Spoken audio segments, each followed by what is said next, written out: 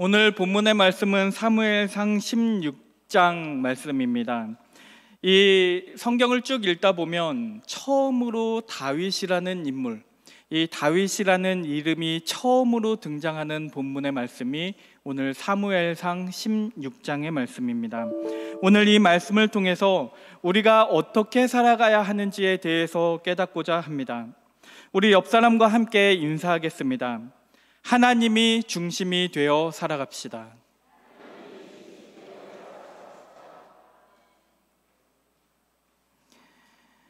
오늘 이 본문의 말씀, 사무엘상 16장 말씀을 이해하기 위해서는 이 앞의 내용, 지금까지 15장까지의 내용이 무엇이었는지에 대해서 이해할 필요가 있습니다. 원래 이 이스라엘의 역사를 살펴보면 이스라엘에는 왕이 없었습니다.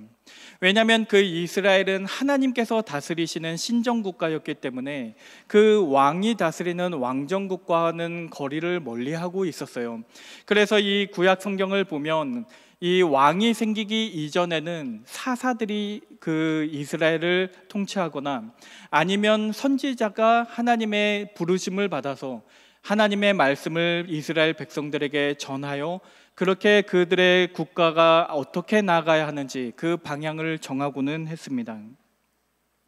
그런데 이 이스라엘 주변의 국가들이 급변하기 시작합니다.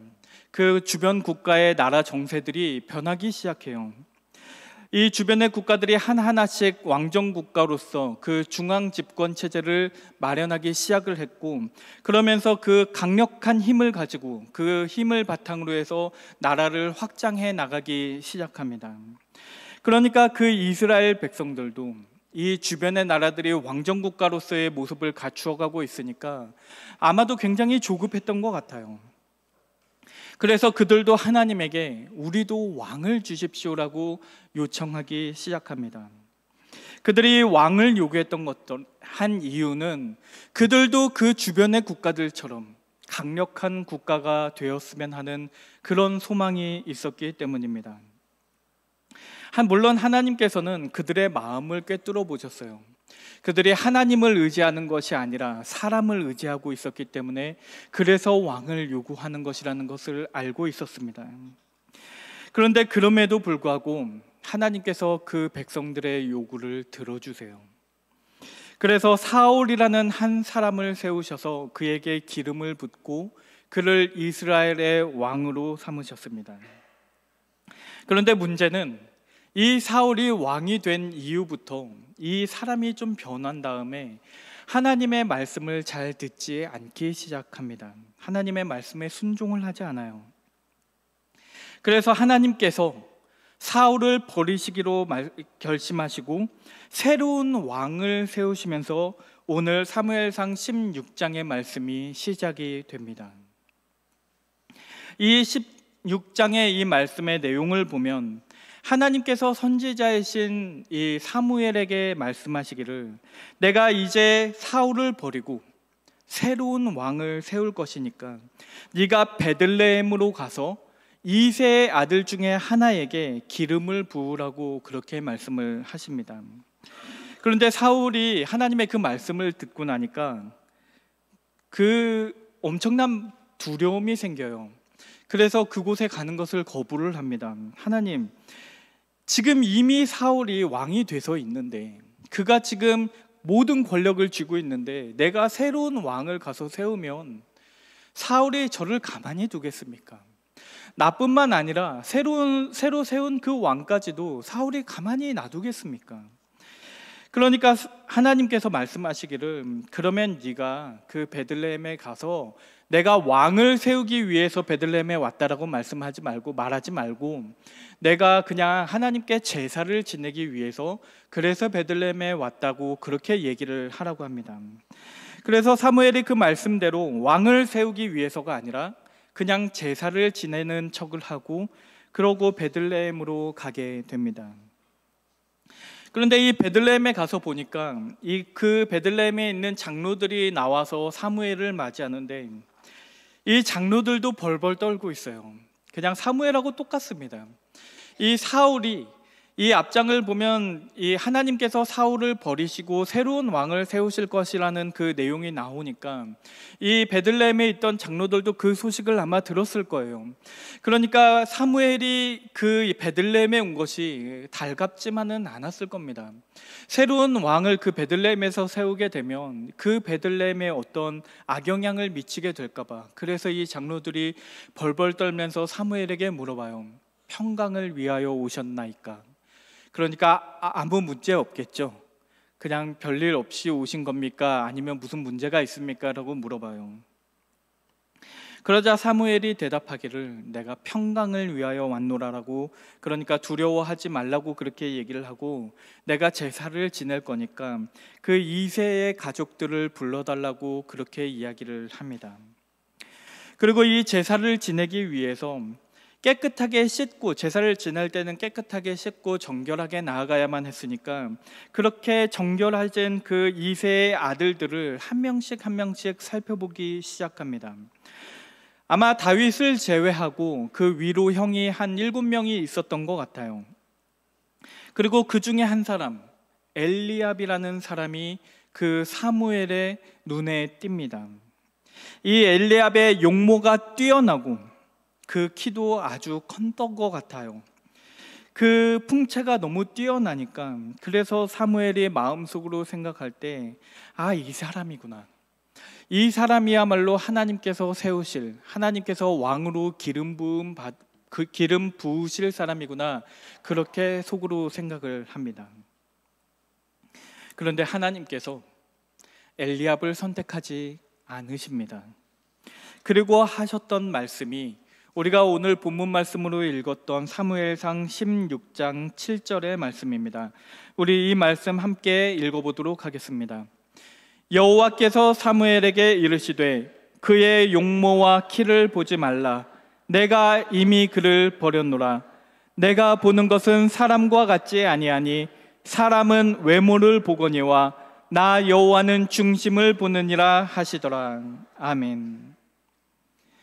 그러니까 이 말씀의 핵심은 하나님께서는 사람과 같지 않으세요. 하나님은 사람과 같지 않으셔서 외모를 보시는 것이 아니라 중심을 보신다는 것이 그 말씀의 핵심입니다. 그런데 이 말씀을 전체 맥락에서 살펴보면 이 말씀이 조금 이상하다는 생각을 하게 돼요. 이 말씀이 조금은 갑작스러운 말씀처럼 보입니다. 왜냐하면 이 하나님께서 너가 그 용모와 키를 보지 말라라고 말씀하신다면 그거는 이해할 수가 있는데, 내가 이미 그를 버렸노라라고 말씀하시는 것은 조금은 과한 말씀처럼 보이기 때문입니다. 그러니까 하나님께서는 이 엘리압이 하나님 앞에 나와왔던 적이 없어요. 이 사무엘도 엘리압을 처음 봅니다. 그런데 하나님께서 애당초 이 엘리압을 택하신 적도 있지 않은데 하나님께서 이미 그를 버렸노라라고 말씀하시는 것은 조금은 과한 말씀처럼 보인다는 말입니다. 그러니까 이 말씀은 단순히 엘리압만을 염두에 두고 하신 말씀이 아닙니다. 이 사무엘이 엘리압의 그 용모와 큰 키를 보고 먼저 떠올렸던 것이 누구였겠습니까? 사울입니다. 이 사울은 용모가 준수하고 키가 아주 컸던 사람이에요. 그러니까 사울과 엘리압은 굉장히 많은 부분에서 닮아 있습니다. 그러니까 이 엘리압이라는 인물은 이 사울 같은 사람들의 전형을 보여줍니다. 용모가 뛰어나고 키도 큰 사람, 사람들이 보기에 너무나 잘나서 왕이 될 자격이 충분해 보이는 사람들을 의미합니다. 그래서 하나님께서 사무엘에게 이렇게 말씀을 하시는 거예요. 네가 왜 또다시 그렇게 외모를 보고, 네가 이미 사울로 인해서 한번 실패를 했는데 왜 또다시 네가 그 용모와 키를 보면서 그를 선택하려고 하느냐? 내가 이미 그를 버렸노라라고 말씀하시는 겁니다. 그리고 이어서 말씀하시기를 내가 보는 것은 사람과 같지 아니하니 사람은 외모를 보거니와 나 여호와는 중심을 보느니라라고 그렇게 말씀을 하셨습니다. 그리고 이제 하나님께서 그 중심을 보시는 사람이 누구인지가 등장을 해요. 아까 말씀드렸다시피 성경에서 처음으로 다윗의 이름이 등장합니다. 이 다윗이라는 인물은 아무도 주목을 하지 않던 사람입니다. 얼마나 이 사람이 눈에 띄지 않았으면 아버지조차도 이 사무엘과 제사를 드리기 위해서 그 아들들을 다 불러 모았는데 다윗은 부르지를 않았어요. 그 자리에 부르지도 않았습니다. 물론 성경을 보면 이 다윗의 외모가 다른 형제들에 비해서 떨어지는 것은 아니었던 것 같아요. 오히려 성경은 이 다윗이야말로 외모적으로도 그 모든 형제들보다 더 뛰어났던 것처럼 기록하고 있습니다. 이 형제들은 하나님께 제사를 드리기 위해서 그 몸을 깨끗하게 하고 정결하게 나온 상태였어요. 그러나 이 다윗은 들에 가서 그 양들을 치다가 방금 온 사람입니다. 그럼에도 불구하고 성경은 이 다윗이 아름다웠다라고 묘사하고 있습니다.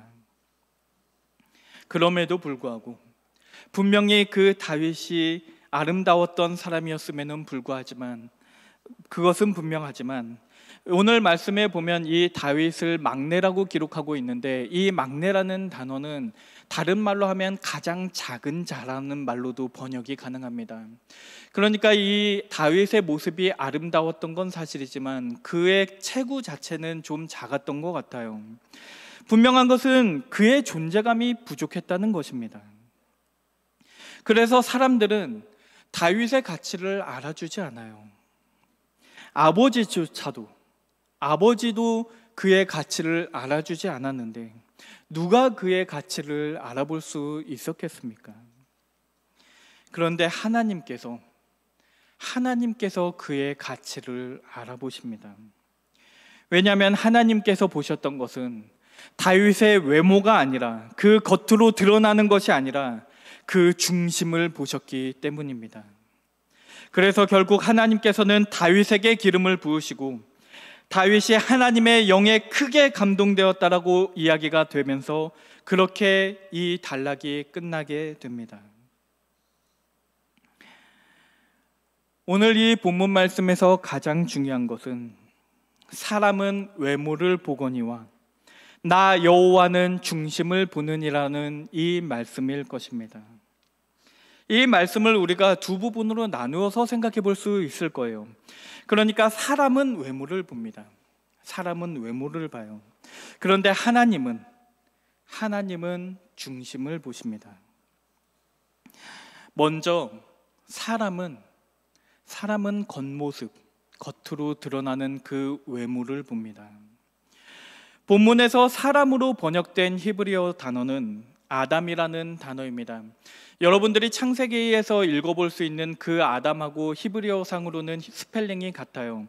그런데 여기에서 말하는 아담은 그 아담을 말하는 것은 아닙니다.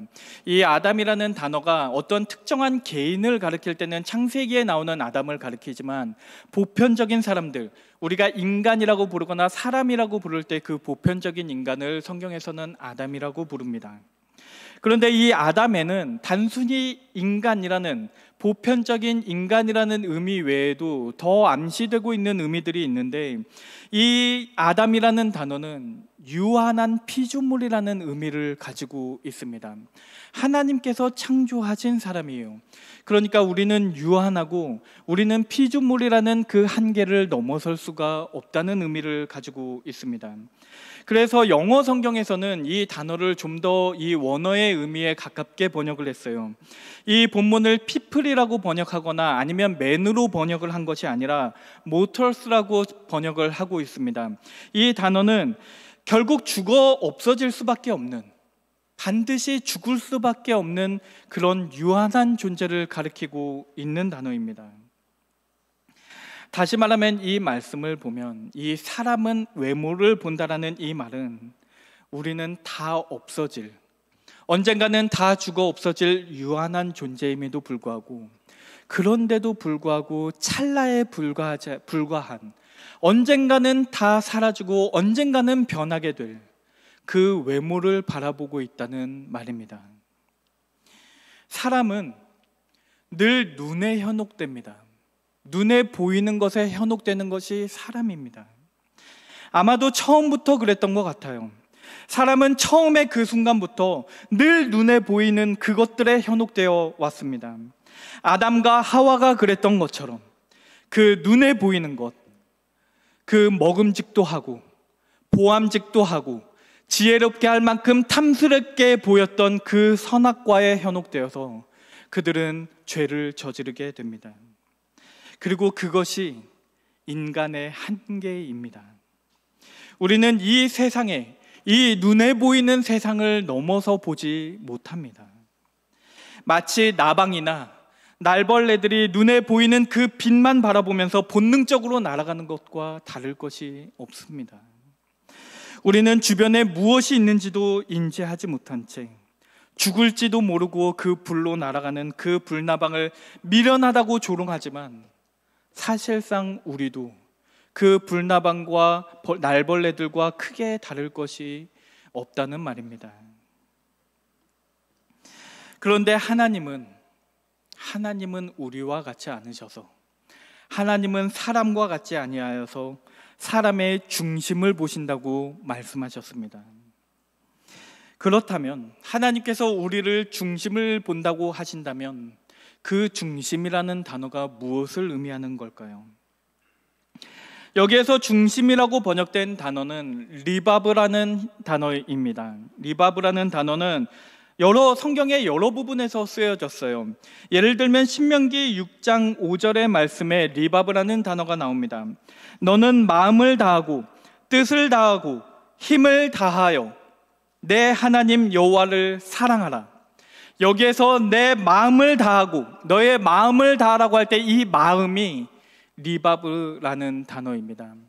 그러니까 오늘 이 본문 말씀에서는 이 리바브가 하나님께서 중심을 보신다고 할 때 그 중심으로 번역됐지만 성경의 많은 부분에서는 마음이라고도 번역이 되어 있고 전심이라고 번역도 많이 되어 있습니다.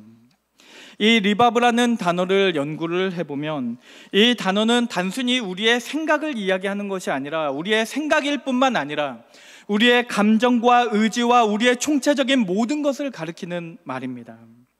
우리 안에 있는 모든 것들, 우리 내면에 있는 모든 것을 가리켜 리바브라고 부른다는 것입니다. 그러니까 하나님께서 우리의 중심을 보신다는 말씀의 의미는 우리의 마음, 우리 안에 있는 그 모든 것들을 하나님께서 보신다는 말씀입니다. 이 재밌는 것이 이 단어가 또 어디에서 쓰였냐면 이 리바브라는 단어가 사울이 기름 부음 받을 때 쓰입니다. 그러니까 사울이 왕으로서 기름 부음 받을 때도 이 리바브라는 단어가 쓰였고, 다윗이 왕으로서 기름 부음 받을 때도 이 리바브라는 단어가 쓰였어요. 이 본문의 말씀을 계속 자세히 읽어보다 보면 이 성경은 노골적으로 사울이 기름 부음 받는 장면과 다윗이 기름 부음 받는 장면을 대조적으로 비교하고 있습니다. 구체적으로 사울이 기름 부음 받을 때 이 리바브라는 단어가 어디에서 나오냐면 사무엘상 9장 19절 말씀에 나옵니다. 제가 읽어드리겠습니다. 사무엘이 사울에게 대답하여 이르되 내가 선견자이니라. 너는 내 앞서 산당으로 올라가라. 너희가 오늘 나와 함께 먹을 것이요 아침에는 내가 너를 보내되 내 마음에 있는 것을 다 내게 말하리라. 아멘. 여기에서 내가 너를 보내되 내 마음에 있는 것, 내 마음에 있는 것이라고 할 때 이 마음이 리바브라는 단어입니다. 그러니까 다윗의 중심을 본다고 말씀하실 때 그 단어가 여기에 동일하게 쓰여졌다는 말이에요. 그리고 이 중심, 이 사울의 중심을 어떻게 기록하고 있냐면 사무엘상 9장 20절에서 사울의 중심이 무엇인지, 사무엘이 말하겠다 그랬잖아요. 그 마음이 무엇인지 말해주겠다고 했는데 그것을 9장 20절에서 말합니다. 사흘 전에 내 암나귀들을 염려하지 말라. 사흘 전에 잃어버린 그 암나귀를 염려하지 말라. 찾았느니라. 온 이스라엘이 사모하는 자가 누구냐? 너와 내 아버지의 온 집이 아니냐 하는지라. 그러니까 사울의 중심엔 뭐가 있습니까? 사울의 중심에는 뭐가 있냐면요, 사흘 전에 잃어버린 그 암나귀 왕, 온 이스라엘이 누구를 사랑하는가? 나와 내 집을 사랑하지 않나? 그것이 그의 중심에 있습니다. 사울의 중심에는 하나님이 있지 않아요. 사울의 중심에는 내가 가지고 있던 것들, 나의 재물과 나의 재산, 그리고 나를 좋아해 주는 사람들, 그것들만이 그의 중심에 있습니다. 그리고 그 사울의 중심을 형성했던 그 첫 순간이 사울의 나머지 인생을 형성해 나가기 시작합니다. 사울이 이 기름을 부음 받은 그 왕이 된 이후의 삶을 지켜보면 그는 계속해서 그 안에 그가 가진 재물과 그가 추구하는 사람들의 인기가 그의 중심에 있습니다. 그래서 그는 바벨론과 전투를 할 때 그가 선지자가 올 때까지 기다려야 했음에도 불구하고 사람들의 시선을 의식해서, 사람들이 어떻게 생각할까 두려워해서 선지자가 오기도 전에 자기가 불안해서 하나님께 제사를 드려버리고 맙니다.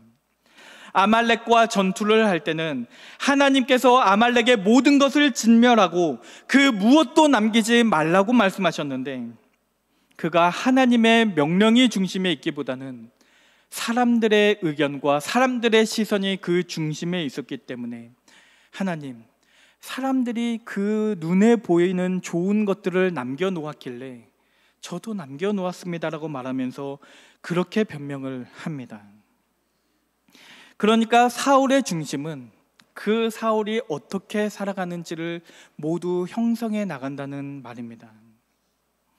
그런데 이 중심이 사울의 인생을 결정할 뿐만 아니라 그의 마지막 순간, 그의 운명까지도 이 그의 중심이 결정을 합니다. 하나님께서 이 사울이 잘못을 했을 때 그에게 기회를 주십니다. 그에게 돌이킬 수 있는 기회를 주세요. 하나님께서 그에게 선지자를 보내서, 선지자 사무엘을 보내서 사울이 무엇을 잘못했는지 지적을 하십니다. 그러니까 그때 만약에 사울의 중심에 하나님이 있었다면 그가 바로 엎드리고 회개해야만 했습니다. 그런데 그의 중심에는 하나님이 있는 것이 아니라 사람이 있었기 때문에 그가 무엇을 잘못했는지 알았음에도 불구하고 회개하지를 않습니다. 사무엘상 15장 24절을 보면, 이 말씀을 보면 사울도 자기의 잘못이 무엇인지를 알고 있어요. 자기 스스로도 내가 하나님이 아니라 사람의 말을 들었기 때문에 그것이 나의 잘못이라는 것을 충분히 인지하고 인정하고 있습니다. 그런데 그가 그럼에도 불구하고 바로 다음에 뭐라고 말하냐면, 사무엘상 15장 30절 말씀을 보면 사울이 이르되 내가 범죄하였을지라도, 내가 범죄한 것은 다 인정한다 할지라도 이제 청하옵나니 내 백성의 장로들 앞과 이스라엘 앞에서 나를 높이사 나와 함께 돌아가서 내가 당신의 하나님 여호와께 경배하게 하소서. 그러니까 사울은 나의 하나님 여호와에게 경배하게 해달라고 말하지 않습니다. 당신의 사무엘의 하나님에게 경배하게 해달라고 말을 해요. 사울에게 중요한 것은 하나님 여호와가 아니라 사무엘이 공식적으로 그를 사람들 앞에서 인정해 주는 것이었습니다.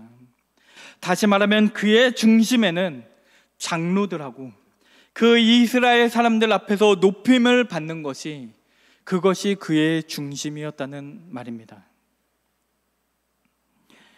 그런데 다윗의 인생을 보면, 다윗의 중심을 보면 그는 사울과는 완전히 다른 사람이었습니다. 사울의 중심이 사울의 인생을 만들어 갔던 것처럼 다윗의 중심이 다윗의 인생을 만들어 갑니다. 다윗은 평생 동안 사람들이 자기에 대해서 어떻게 생각하는지에 대해서는 아무런 관심이 없었습니다. 그래서 다윗은 사람들이 그 모습을 보면서 조롱할지라도 하나님의 법궤가 돌아올 때 그 법궤 앞에서 하나님 앞에서 춤을 추기 시작합니다. 그리고 사람들은 그 모습을 보면서 왕이 채통도 없이 저렇게 춤을 춘다고 조롱하지만 다윗은 아랑곳하지 않아요. 아랑곳하지 않고 하나님 앞에서 춤을 춥니다. 그에게는 사람들이 중심에 있었던 것이 아니라 하나님이 중심에 있었기 때문입니다. 다윗과 골리앗의 싸움도 마찬가지입니다. 이 다윗과 골리앗의 싸움이야말로 이 겉으로 보이는 것이 중요한 것이 아니라, 외모가 중요한 것이 아니라 그 중심이 중요하다는 것을 아주 잘 보여주고 있는 이야기입니다. 만약에 겉으로 보이는 것이 정말로 중요한 것이었다면 어떻게 다윗이 골리앗과 싸울 수 있었겠습니까? 만약에 겉으로 보이는 것이 가장 중요한 것이었다면, 그렇다면 골리앗과 싸워야 했던 것은 다윗이 아니었을 겁니다. 골리앗과 싸워야 마땅한 사람이 누구입니까? 그 용모가 준수하고 키가 컸던 사람으로 기록되어 있는 엘리압이나 아니면 사울이 나서서 골리앗과 싸워야만 마땅했습니다. 그런데 결국 골리앗과 싸웠던 것은 그 큰 키를 가지고 있던 엘리압이나 사울이 아니라 다윗이었습니다. 다윗이 골리앗에게 나가면서 뭐라고 말을 하냐면, 나는 만군의 여호와의 이름으로 나아가노라 라고 말을 합니다. 그리고 말하기를 전쟁은 여호와께 속한 것이라고 그렇게 말을 해요. 그가 그렇게 말한 이유를 생각해 보십시오. 만군의 여호와의 이름으로 나가노라, 전쟁은 여호와께 속한 것이라고 말했던 이유는 그의 중심에 만군의 여호와가 있었기 때문입니다. 그의 중심에 하나님 여호와가 계셨어요. 그리고 사울의 중심이 사울의 운명을 결정지었던 것처럼 다윗의 중심이 다윗의 운명을 결정짓습니다.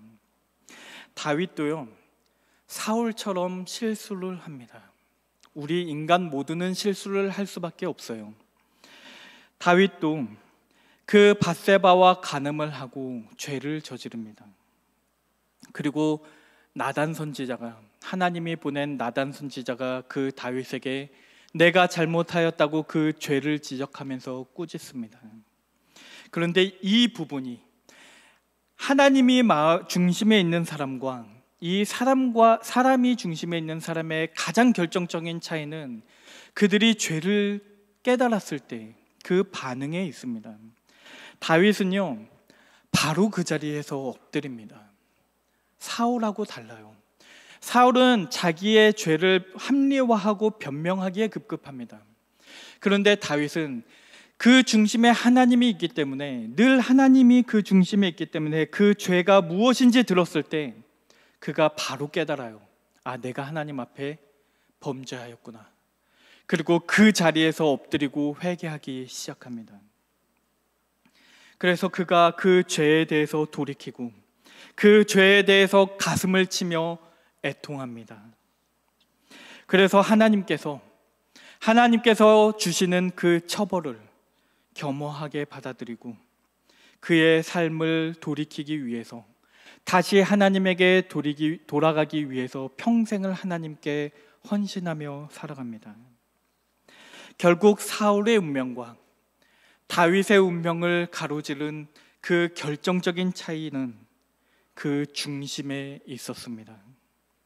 그 중심이 그들의 인생을 형성해 나갔을 뿐만 아니라 그들의 마지막까지도 결정지었다는 말입니다.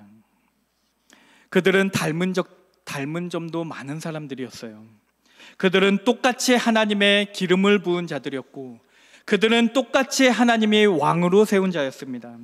그들에게는 똑같이 하나님의 영이 임하였습니다. 그런데 그들이 전혀 다른 인생을 살아갑니다. 하나님께서는 사울을 왕으로 세운 것을 후회하셨다라고 성경에 기록되어 있어요. 다윗은 내 마음에 합한 자라고 그렇게 기록이 되어 있습니다. 결국 사울은 왕에서 폐위되어서 하나님의 영이 그에게서 떠나갔다라고 기록되어 있지만 다윗은 이스라엘의 가장 위대한 왕이 되었고 그 자손으로 말미암아 온 세상이 구원을 받게 되는 영광을 누리게 됩니다. 그래서 오늘 이 본문의 말씀은 단순히 다윗의 중심을 보셨다는 말씀에서 끝나는 말씀이 아니라 예수 그리스도에게까지 연결되고 있는 말씀입니다. 오늘 본문의 왕으로 기름 부음 받은 다윗은 왕으로 오신 예수 그리스도를 예표하고 있는 인물입니다. 오늘 본문을 보면 베들레헴에서 다윗 왕이 나왔던 것처럼 훗날 베들레헴에서 우리의 진정한 왕이 나오십니다. 사울이 새로 왕이 될 그 다윗을 시기하여 죽이고 싶어 했다면 헤롯 왕은 새로 왕이 될 그 아기들을 죽이려고 합니다. 목동이었던 그 다윗이 모형으로서의 역할을 하고 있다면 우리의 목자 되신 예수 그리스도는 원형이 되십니다. 다윗이 기름을 부음받고 하나님의 영이 그에게 임함으로써 그의 왕으로서의 삶이 시작되었다면 예수님께서는 이미 그 하나님의 영이 충만하신 분이었음에도 불구하고 세례 요한에게 세례를 받으심으로써 하늘에서 성령이 비둘기처럼 임하는 그 경험을 하시고 그가 왕으로서의 공생애를 시작해 나가십니다. 다윗이 사울을 넘어서 끝내는 진정한 왕이 되었던 것처럼 예수 그리스도께서는 세상의 권세를 이기시고 마침내 십자가 위에서 왕이 되셨습니다. 다윗의 중심에는 늘 하나님이 있었고 예수 그리스도의 중심에는 늘 아버지 하나님이 계셨습니다. 사람들은 다윗의 겉모습만 보며 다윗의 진정한 가치를 알아보지 못합니다. 마찬가지로 사람들은 주님의 겉모습만 보며 주님의 진정한 가치를 알아보지 못합니다.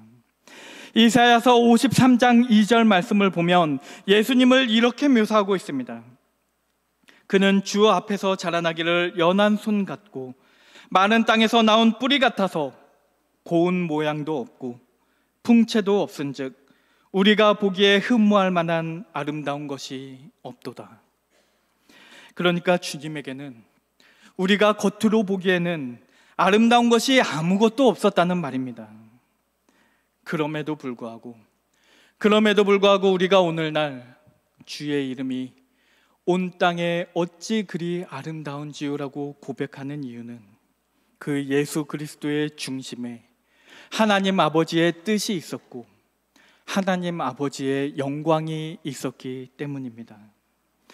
빌립보서 2장 7절에서 8절 말씀을 보면 이렇게 말씀하십니다. 오히려 자기를 비워 종의 형체를 가지사 사람들과 같이 되셨고 사람의 모양으로 나타나사 자기를 낮추시고 죽기까지 복종하셨으니 곧 십자가에 죽으심이라. 그러니까 그분은 형체에 있어서는 종이었고 모양에 있어서는 사람이었습니다. 그분의 모양과 형체에는 우리가 흠모할 만한 아무런 특별한 것이 없었다는 말입니다. 그런데 그분은 자기의 중심을 비우셨어요. 자기의 중심을 비우시고 죽기까지 하나님 앞에 복종하셨습니다.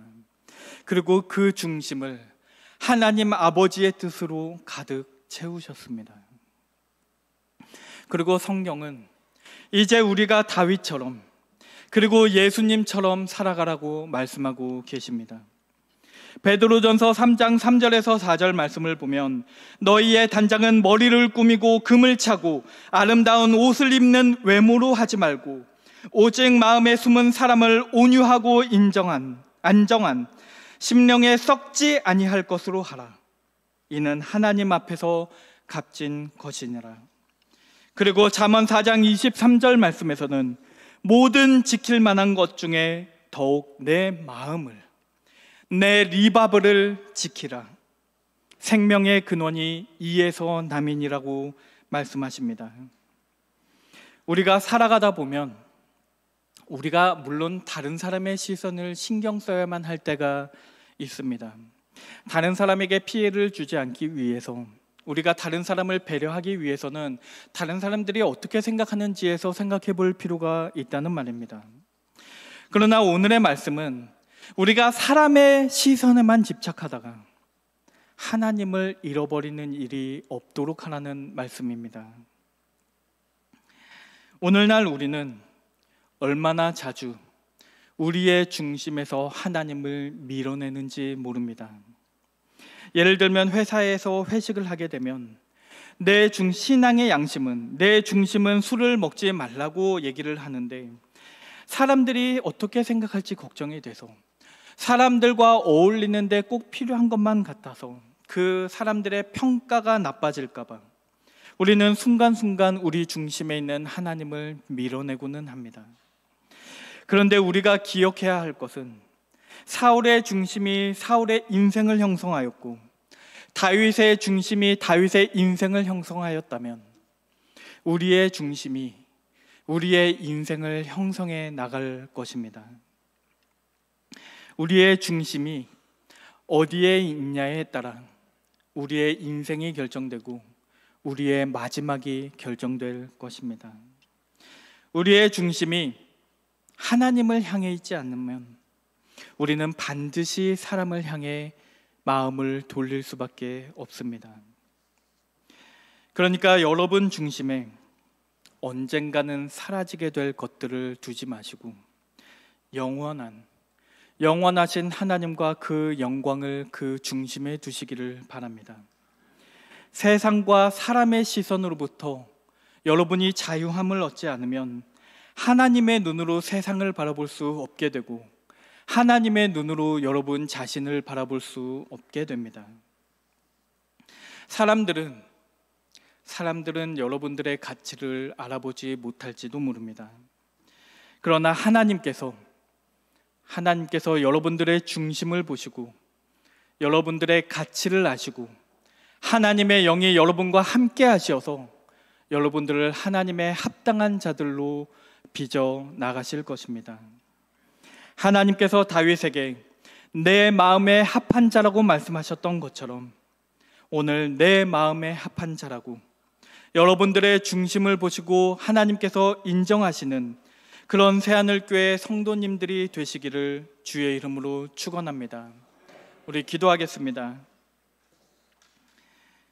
사랑의 하나님 아버지, 오늘 말씀을 통해서 우리의 중심이 사람이 아니라 하나님을 향해 있기를 바랍니다. 다윗이 그랬던 것처럼, 그리고 주님께서 그러셨던 것처럼 우리도 오직 하나님의 영광만 바라보며 살아가게 하옵소서. 예수님의 이름으로 기도드립니다. 아멘.